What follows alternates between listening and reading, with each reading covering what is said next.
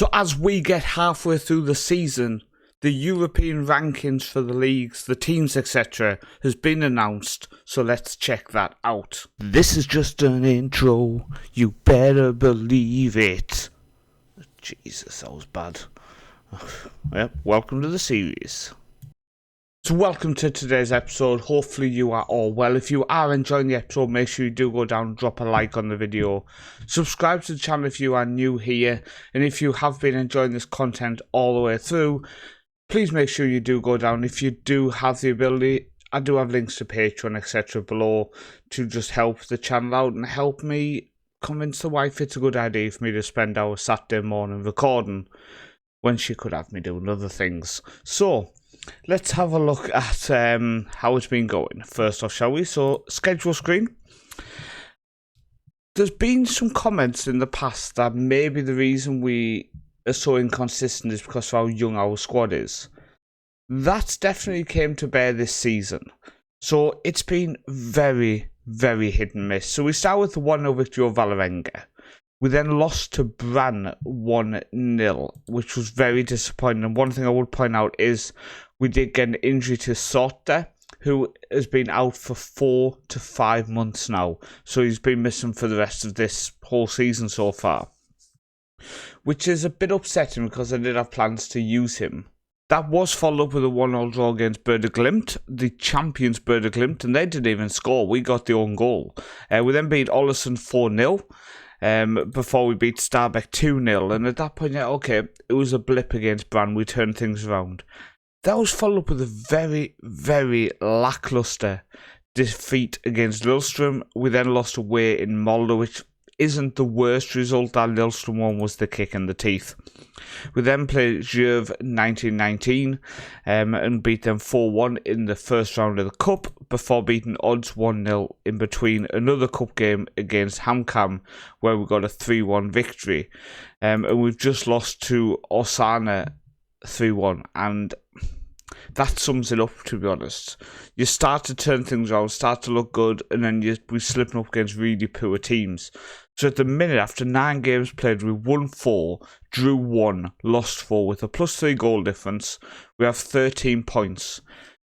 I think, to be honest with you, the most frustrating thing about all of this is the fact that we are only 3 points off top with how bad we're playing. So we could have been top of the league, in my opinion, this season. It looks like nobody wants the title at the minute. So in terms of how the players have started for us, then our top goal scorer is Lorenz this season with 6 goals. I would probably point out that he has 1 goal in the league and 5 in the cup in 2 games, getting a hat-trick in the first game as well and then 2 in the second. But he has started well. I did say I wanted to see more goals from our wide men, and he's managed to do that. Maybe one of the issues is the fact he hasn't got a single assist, but we can look at that when we come to it. Samara has picked up 5 goals in his first 8 starts for the club, 2 assists, 3 goals for Knapskog, Urshal with 2, and then a couple of people on 1 goal. Top assist maker so far this season is Christian the Finn with 3 assists in 11 games. Also 3 assists is Legraid, who is actually performing really, really well in terms of when he has the ball in the match engine, his dribbling ability is just insane. So I have to praise him that he's really looked good this season so far. Yes, we overpaid to get him from Bran, but getting quality Norwegian wingers has been tough, and he's done quite well, to be fair. There's been no future transfers set, so nothing's changed there. And moving on to have a look at our youth team, how they have started the league campaign. 17 games in, they've won 16, drew 1.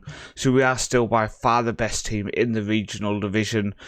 Hopefully we can get back up to the top flight today and start competing against the best youth teams in the country. In terms of the players in the squad, we've looked really good defensively, to be honest with you. Laxo, who is up in the first team and just made available for the under-19s, honest to God, I think he's ready to play in the first team. 7.45 average for the youth team in 20 starts. He just looks insanely talented, doesn't he? Really pleased with him. Klepp Christensen, one of our youngsters who came through the academy intake this season, has 12 assists in 17 games and 8 goals. So he also He's looking really, really good. One of the most disappointing things is Athmund Svendmark.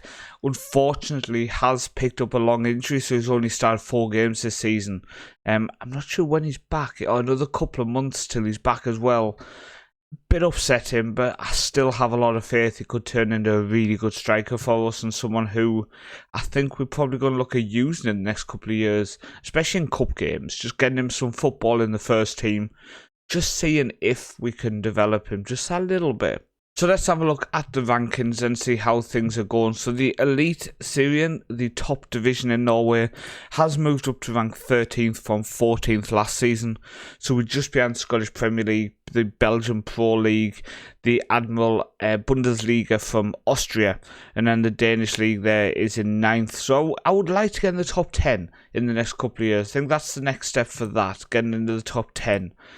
In terms of us as a club, we've dropped down to 75th in the rankings. I don't think that's bad at all. When you think, let's have a look, we didn't get any points in the 26-27, but it was these here, 22.5 points for getting to the final of the Conference League, has us in the top 100 teams in Europe. Didn't get any points at all in the 30-31 season. So hopefully this season, obviously going into Champions League qualification, if we get to the group stage Champions League, that'll be some good points. But it's just going to be interesting to see how we do. But we're still inside the top 100 teams in European football, which it just blows my mind we're in there, to be honest with you. In terms of, where's it at? In terms of here, the qualification stuffs. If I go to qualification places, we can look at it. So we're now in 10th place, so we are really, really improving, just behind Denmark, Turkey, the Netherlands, etc. If we can get up around the Netherlands in 7th, I'd be absolutely delighted. But now, you can see, not this season that we're coming into, but the season after, we're going to have a team in the Champions League, so group stage. So if we won the league this year, then next season we will be in the Champions League group stage. A team in the second qualifying round of the league path, so one team goes straight into the group phase. Then you can see here we have one team in the Europa League playoff, one team in the Europa League. It doesn't say where that's going to be. I'm not sure where they're going to be then. And then we have one team in the Conference League. So we've gone to only one team in the Conference League now. But the biggest change is being in the top 10 guarantees you one spot in the Champions League group stage, which is something very, very special in my opinion. So talking about the Champions League, the holders are Manchester City. They beat PSG in the final last season. Season literally just finished. Real Madrid won it the year before that. Bayern Munich, Arsenal won it. Bayern Munich again. PSG, Barcelona, Man City. So Man City actually won it first season, which gave them a back-to-back. And this is the first season they've won it since then. Going on to the Europa League, see who won that. So the winner of that was Manchester United beating Roma. Looking on the side here, you can see PSG won in 23-24. Then Tottenham actually won a trophy. Roma, Aston Villa, Roma, Chelsea, Real Betis, Manchester United. Onto the Conference League, Fiorentina beating Liverpool in the final. So that's some big teams in there. You can see here then, Fiorentina won in season 1, then Chelsea, Fiorentina, Cologne, Frankfurt, Fiorentina. Then you have Lazio, who beat us in the final, and then Fiorentina have just won it again for their fourth time since this series started. 4 times they've won the Conference League, so they are the most successful team in Conference League history. Fair play to them. So looking at some of the big leagues around the world then at the minute, Manchester City are reigning Premier League champions after Arsenal win it 3 years in a row, and they've won it 4 times in the last 6 seasons as well. Man City winning it the other 4 times since the series started. So absolute domination there. Leeds, Hull and Sheffield United going down from the Premier League. Coming up is Luton, Southampton and Ipswich. I did notice Frank Lampard is a Luton manager. He popped up in my news. Barnsley, Bolton and Rotherham going down there. And then in League 1, you've got Wrexham going up with Chesterfield and Preston. Going down is Port Vale, Oxford United, Mansfield and Gillingham. And then you've got League 2, which is Stockport, Fylde, Fleetwood and Bradford going up. Doncaster out of the Football League along with Leyton Orient.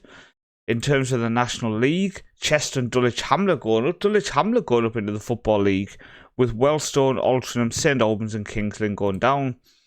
In terms of the league, National League North, Hartlepool and Bradford going up. Darlington are out of the National League now, they're going down. One of my local clubs did used to live in Darlington. Crawley and Worthing going up with Cray, Eastbourne, Poole and Horsham going down. I didn't look at the leagues in detail, but did you see anybody who stands out in terms of a club which has got relegated quite a few leagues, etc.? So looking at the French league, let's just move on from that. The most boring league in world football. Looking at the German league. Okay, let's keep going. So let's go to Italy. Let's go to Italy and see how they've been doing. Oh my days. Okay, that's not much better. So Juventus, Napoli won it the first season, regaining the title. Then Juventus, and then AC Milan have won it every single season since. Wow, fair play to them. Looking at La Liga, then it is a Real Madrid Barcelona, but they look like they're passing it backwards and forwards. 2 times in a row for Madrid and then 2 times in a row for Barcelona. But okay. A couple of the Northern European leagues we'll quickly look at, see how they've been going. So Djurgårdens are the reigning champions in Sweden. Malmo, you can see here, Landskrona, Skåne, Hammarby, Gothenburg, Malmo. Elfsborg had a good save with them in a previous Football Manager. Okay, so we've got Sweden. We could look at Finland. We can look at Iceland. Let's do Iceland here. See how that's been going. So VR, HK, VR, different VR. Then you've got IP, you've got KA, Schön, KKR, who I've seen one of my friends, Jay, on a old Football Manager, had an insane save with them. Double Champions League winners, etc.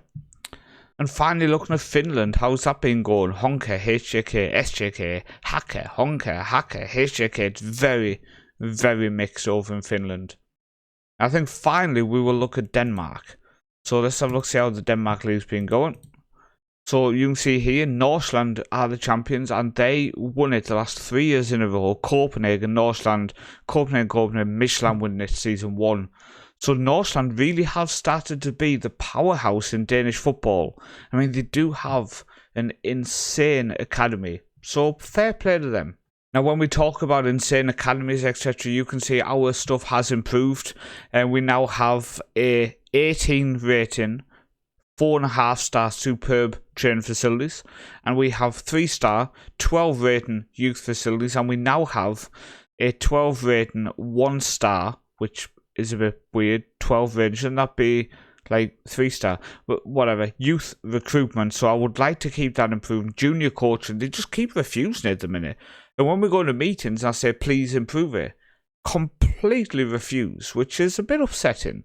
And in terms of supporter-wise, you can see here, so in terms of season tickets, we only have 887. We have 331,000 social media followers. The supporters do have a 3-star influence on the board. And we have 10% hardcore, 29% core, family at 27%, fair weather 14%, and casuals at 20%. Gate receipts 135k the month before, £451 this month so far, but it needs to improve. 887 season ticket holders. We're going into the Champions League this season. Please improve. Please improve. At the minute, our youngest player is Lasko. Our oldest player is only 28 years old at Henning Larsen. Our average age of 23. Shortest player is Christian the Finn, he's 5'4". Tallest player is Holton, our defender, at 6'5", with an average height of 6 foot, which is nice to see. Our top earner is Knapskog. Our lowest earner is Orshal and Laxko. Our average wage is only 1.6k a week, which was a month, that'd be nice. Highest capped player is Christian the Finn at 13. So I think that also shows that we don't have any huge internationals. We don't have any huge earners. We don't have any old experienced players. is that costing us in the league? Do we need to bring in some experience over the summer? Do we need to add some depth to this squad? Let me know your opinions in the comments below. Thank you for watching as we looked back at the first half of the season and looked at the European League rankings at the minute. I've been Paul, also known as Northman, and I'll see you next time.